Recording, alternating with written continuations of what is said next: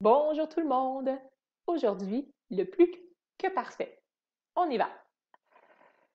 On a déjà vu dans la session, on a déjà utilisé le plus que parfait dans la session pour exprimer une hypothèse au passé. Donc, je vous donne un exemple en guise de révision. Si vous aviez eu le choix, vous auriez choisi les cours en présentiel.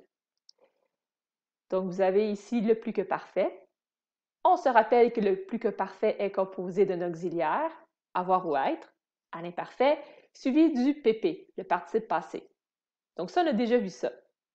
Maintenant, aujourd'hui, je vais vous expliquer une autre utilisation du plus que parfait.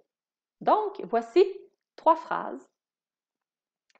Le train était déjà parti lorsque je suis arrivée. Numéro 2, il avait déjà terminé ses devoirs quand je suis revenue. Et numéro 3, Tom avait déjà commencé le ménage quand son frère est venu l'aider. Donc maintenant, je vais vous demander d'observer ces phrases et essayer de faire une hypothèse. Vous voyez ici, il y a 2 verbes dans les phrases. Dans chaque phrase, il y a 2 verbes. Ici, c'est du plus que parfait et ici, c'est du passé composé. Pourquoi? Pourquoi ici, ce n'est pas du plus que parfait? Pourquoi c'est du passé composé ici?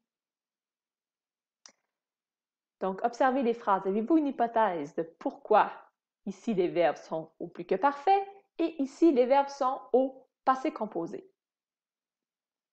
Je vous explique. Les verbes du plus que parfait, c'est toujours l'action numéro 1 dans le temps.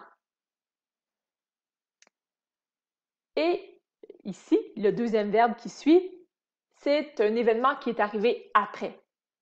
Donc, le plus que parfait, c'est un événement dans le passé qui est arrivé en premier, suivi de l'action 2. Donc, exemple, le train était déjà parti, peut-être, je ne sais pas, le train était déjà parti à 10 heures lorsque je suis arrivée à la gare. Et je suis arrivée à la gare, exemple, à 10h10. Donc, le train est parti à 10 heures et je suis arrivée à la gare à 10h10. Donc, vous voyez, action 1 a commencé avant l'action 2 dans le passé. Donc, ce principe s'applique pour les 3 phrases. Donc, ce que vous pouvez vous dire comme hypothèse, et je la confirme, c'est que le plus que parfait exprime un événement qui a commencé avant un autre événement dans le passé.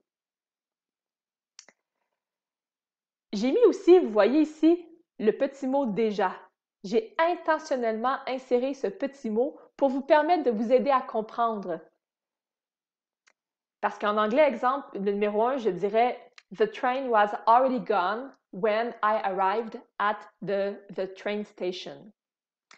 Donc, il y a le sens du « already ». Donc, ça nous permet de comprendre que cette action s'est produite avant la deuxième action. Mais, vous pouvez, si vous voulez, enlever le mot « déjà ». La phrase est grammaticale, c'est bon.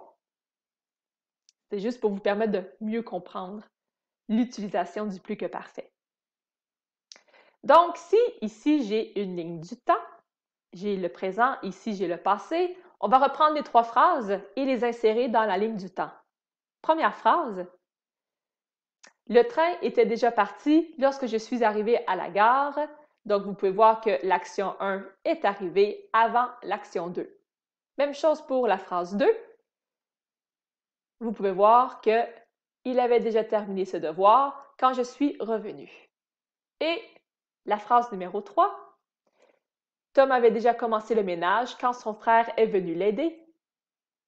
Donc, peut-être que Tom a commencé le ménage à 10 heures et son frère est venu l'aider à 10h10, exemple. Donc, l'action 1 a commencé avant l'action 2. Donc, voilà pour le plus que parfait. J'espère que cette capsule vous a aidé à comprendre. Évidemment, on va pratiquer cela en classe. Merci tout le monde et bonne journée!